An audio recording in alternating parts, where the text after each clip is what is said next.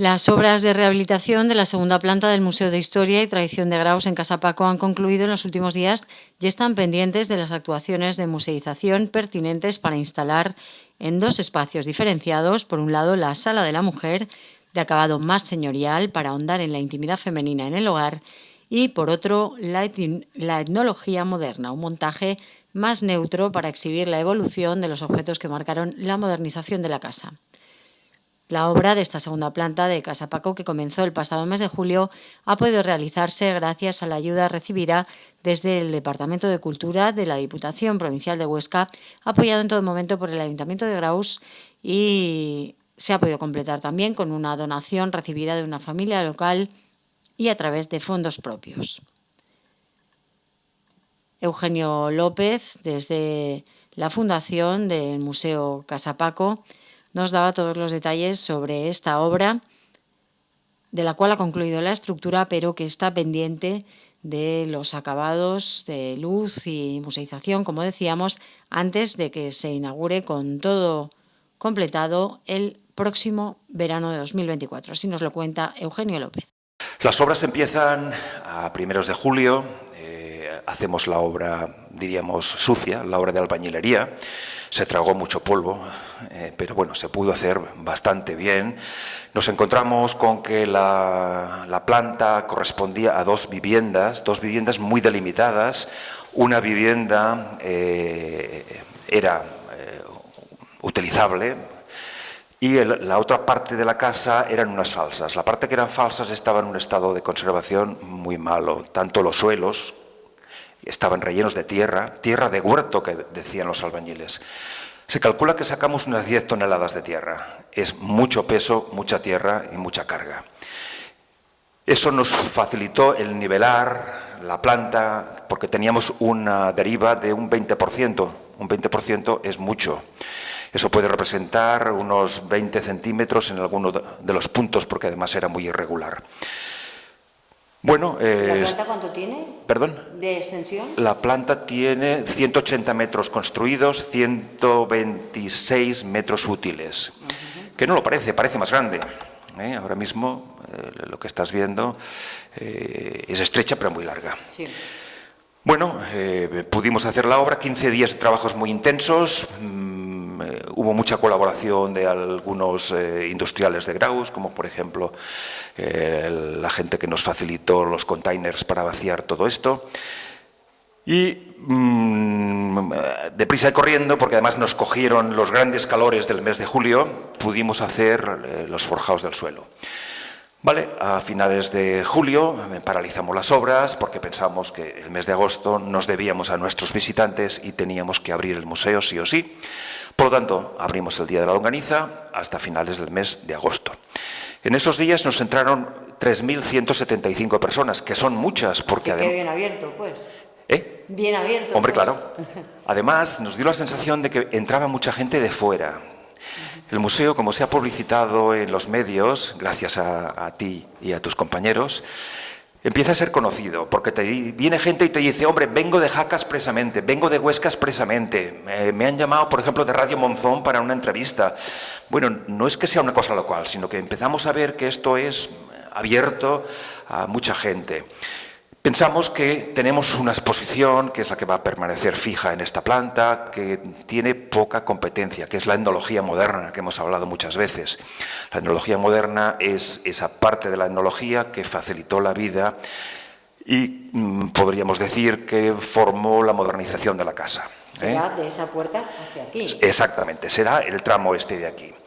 Representa unos 100 metros aproximadamente que dedicaremos aquí. Bueno, acaba el periodo de apertura y continúan los industriales.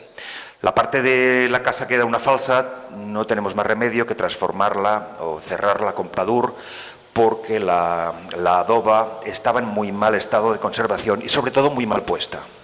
Nos hubiese gustado dejar un paño de pared con adoba, porque es un sistema constructivo que se está perdiendo. Entonces creemos que tenemos que ser respetuosos con la herencia que hemos recogido. De hecho, en la planta esta, cuando vengáis a verla, veréis que hemos conservado los contrafuertes, las derivas, no se ha hecho un enyesado perfecto, sino que se ha hecho a buena vista.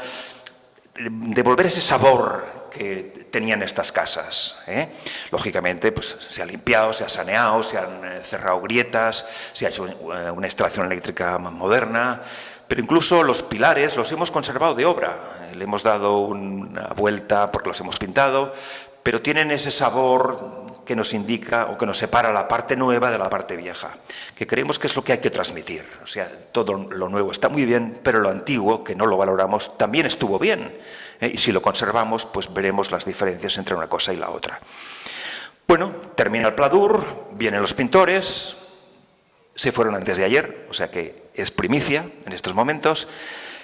Hemos incluso hecho un tratamiento en el suelo de pintura tipo parking, tipo garaje, porque pensamos que al organizar la exposición tal como tenemos previsto, como si fuese un almacén, tienda, centro de diseño de electrodomésticos, requería que el ambiente fuese un poco ecléctico y un poco basado pues en lo que son los talleres, ¿verdad? Más aséptico, sino para poder limpiar con una manguera, casi. Bueno, casi, mejor no, pero casi.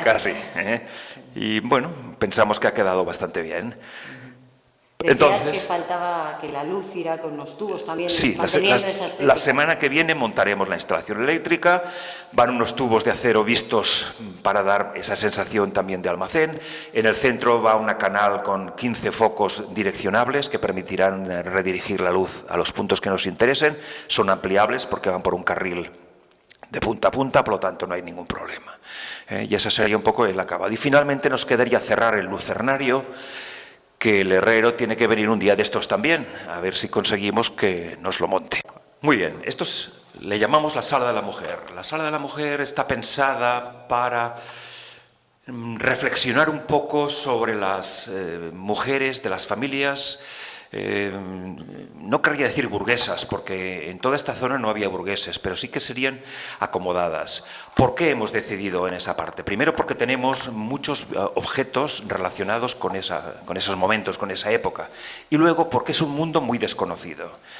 Ahora recordaba, por ejemplo, pues las grandes mujeres que se les dedicó una exposición en el Espacio Pirineos hace un par de años, por ejemplo, pues la soprano Saza Tornil y la directora de la fábrica de corsés La Peña, fueron mujeres muy avanzadas en su tiempo. Una anécdota que me ha contado María Antonia, la directora de música, es que en Graus ella tenía controlados 12 casas con piano. Eso te da un poco de idea de que había 12 casas, no que fuesen ricos, porque no tiene nada que ver la riqueza con la posición, digamos, bienestante, para entendernos. Pero buscamos ese mundo. Además tenemos piezas muy interesantes, por ejemplo hay una cama isabelina que contamos que puede ser de 1850 aproximadamente. Hemos recogido ropajes interesantísimos. Hay un traje de novia del siglo XIX, de 1890, que además está firmado, que es muy raro encontrar trajes de esa época con la etiqueta de la modista que lo hizo. Entonces arrancaríamos con 3 trajes de novia de 3 épocas muy distintas, pero que sí que definirían ese mundo muy cerrado además, porque ahí no entraban más que las personas más allegadas. El primero sería este que os hablo de 1890, que es un traje negro, lógicamente, entonces se casaban de negro, de pedrería, de azabache, que pesa entre 10 y 12 kilos, imaginaros la de pedrería que lleva bordada. Luego va otro traje de seda salvaje, de 1930, que da la casualidad que tenemos la fotografía de la novia también con el traje puesto.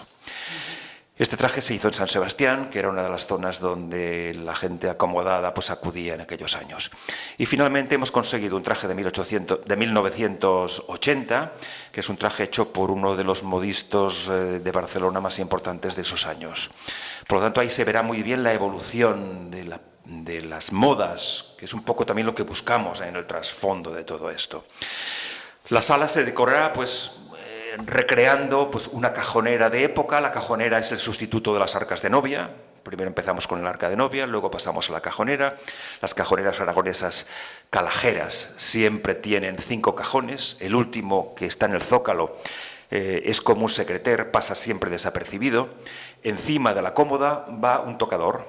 El tocador, como anécdota, diré que lo regalaba siempre el padre del novio. ¿Por qué? Pues porque en esas casas que estamos hablando no había lavabos, ni había aseos, ni había baños.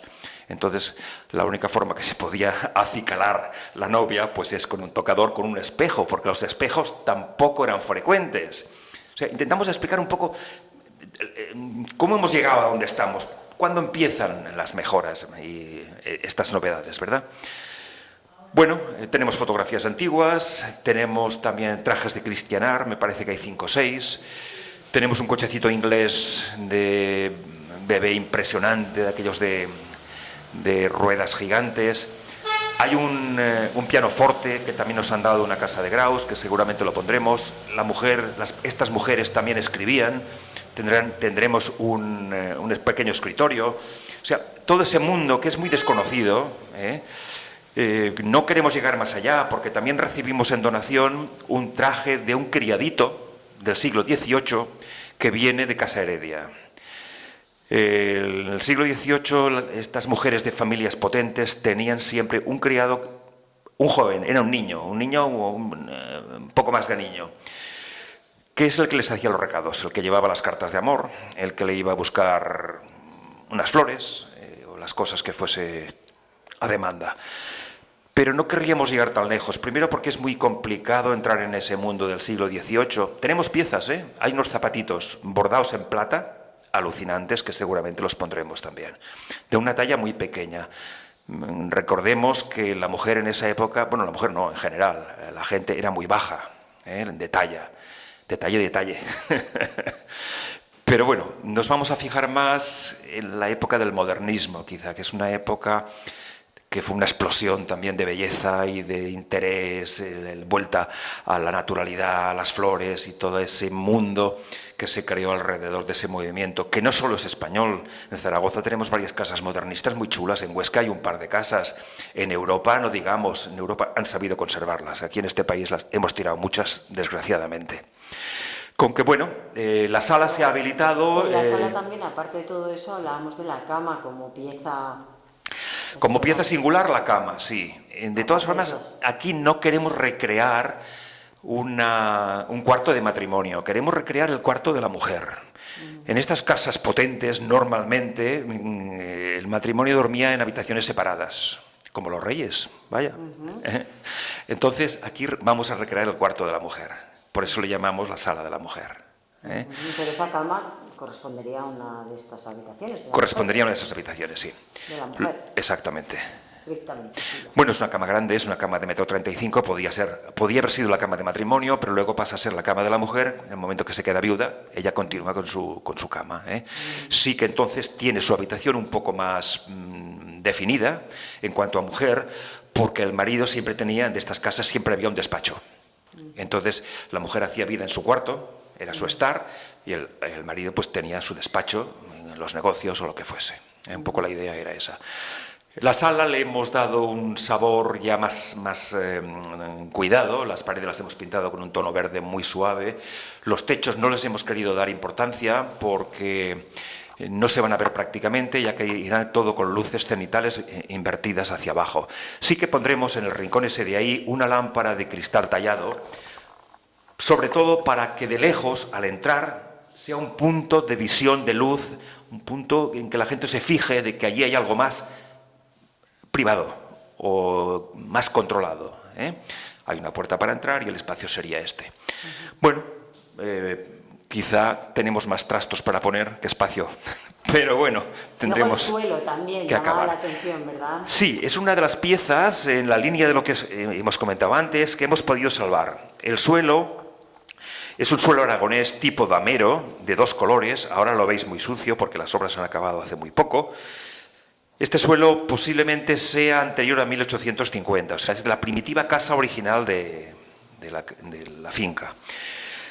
Como no estaba completo, hemos tenido que recrear un pequeño espacio en esta zona de aquí, que había habido una habitación. Este suelo lo hemos tratado como si fuese una alfombra.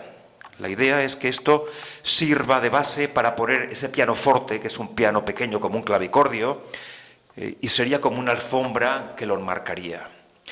Una vez esté limpio, esté iluminado y esté arreglado, te volveremos a invitar, Elena, lógicamente, a que tengas la primicia para la inauguración de todo esto.